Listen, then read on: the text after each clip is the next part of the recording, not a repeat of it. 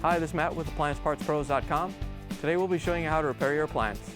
Remember, anytime you work on an appliance, make sure it's unplugged or the circuit breakers are off so there's no chance of electrocution.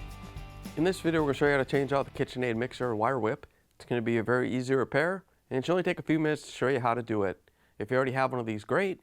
If not, you can click on the link below or get it at AppliancePartsPros.com. When you open up the package, you're going to get the new wire whip. The wire whip is an accessory used on the mixer. The main reason you'd be changing it out is if it's lost or damaged.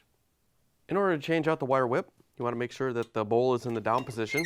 Once you have it in the down position, we can reach in and take the wire whip off. You have to lift up on it, turn it clockwise, and then drop it down the shaft. Once you have it free, you can pull it out of the bowl. Here's the old wire whip next to the new one.